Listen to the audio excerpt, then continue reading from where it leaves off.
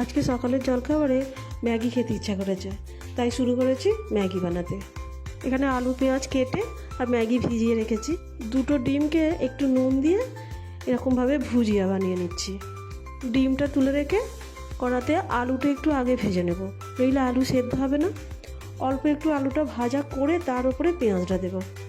পেঁয়াজটা অল্প ভাজবো, ভেজে তারপর ভেজানো ম্যাগিটা দিয়ে দেব।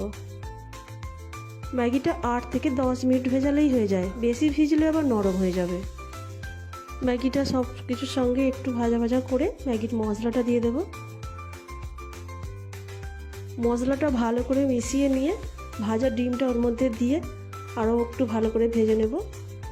একদম গ্যাসটা কমিয়ে দিয়ে 5 মিনিট ঢাকা দিয়ে রেখে দেবো। তাতে কি হবে, মশলা আর ময়দা দুটোই ভালো সেদ্ধ হয়ে যাবে, আর বেশ ঝরঝরেই হয়, খেতেও ভালো হয়। তবে খাওয়া বেশি ভালো নয়, মাঝে সাঝেই খাওয়া ভালো। আমি অনেক দিন পর বানালাম।